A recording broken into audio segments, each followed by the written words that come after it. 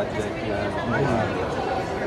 So parang malakas din ang tama sa'yo yung ganitong kwento na inspirational and faith-based. oo naman. Napaka laking, well, parang kumbaga nakaka-connect ako dito eh. Especially it's a story about, pagbabago, and it's a story about God, and guiding you through your dark times, So, very thankful ako to be a part of this project and for some other things, Siyempre TV5, Script Films, and everyone na natiwala sa akin. May tinatanong si yung underwater scene daw, nahirapan ka?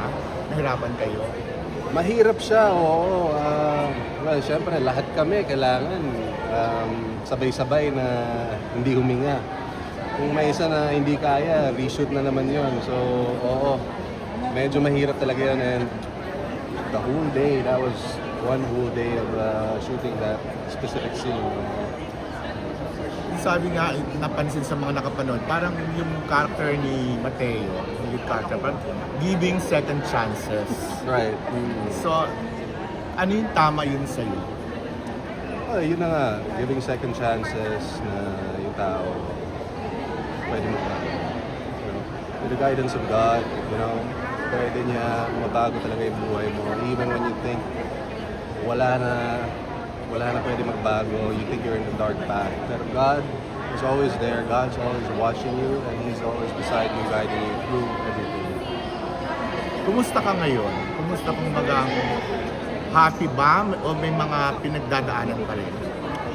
Alam mo, well, with my faith, with my journey with God, siguro yung pagbabalik sa Diyos, hindi naman yan miracle. Porket bumalik ka kay God, mawawala na lahat ng problema mo. It's not like that. May mga trials pa din. And, pero if you keep that faith with God, kaya mong malampasan lahat. Hindi naman siya magiging perfect. Pero with Him guiding you there, you will get through it. And I'm good. I've never been better. Kailan nag-start yung journey mo na yun? Sa akin, talaga nag-start for me na tuloy-tuloy last year. Dati kasi para akong I would dip my feet in it pero I would pull out. So last year talaga doon ako nag-go all in. Merong tao nag-encourage na Actually marami nag-guide sa akin.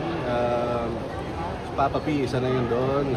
He's a Christian and my friends, my family, they guided me. Pero ultimately, it was my decision. Ikaw lang naman makakapag-decide ano tayo. So, Pero meron ka rin bang mga friends na parang tumalikod sa'yo? oo naman. I feel like that's a part of yung journey mo. You have to deconstruct yourself. You have to basically, I guess, kill your old self to be born again. So, you really have to, I guess the word is deconstruct and, change everything, basically.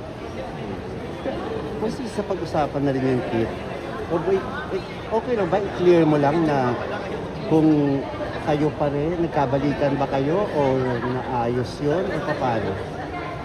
Well, we're good. Hindi kami. So hindi totoong nagkabalikan kayo or nagkabalikan for a while tapos naayos?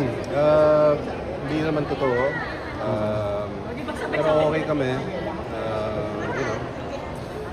Yeah, we're okay. Okay. Pero may special someone ka ngayon? Yeah, actually, meron. Yeah, dating someone. At malaking nagawa niya sa iyo Malaki. ngayon. Malaking natulong niya sa akin, actually. She was there in my dark times.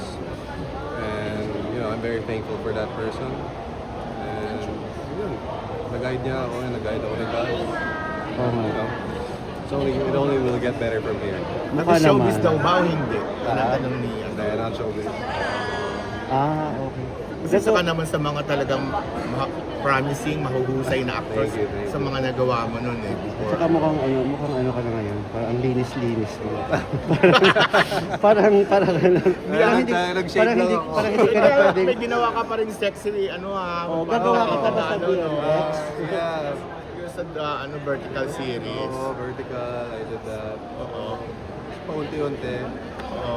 You know? Pero medyo limited na ba yung mga ganong klaseng Actually, fight? nililimit ko na. Nililimit Sa totoo mo na. lang. Personal choice yan. Personal choice. So, nililimit ko na siya. Hindi ka nagagawa sa BMX pala. Wala naman sa BMX. Mayroon naman. Dati Viva Max Nagkaroon pa. ako. Dati Viva Max pa. Oo. Oo, Pero yung hindi patayin ako sa under sarap. Viva. May ano pa nga Tapos siya. ano, ang tawag doon? Peke yun. Yung kay Direk Dari. Oo. Oo.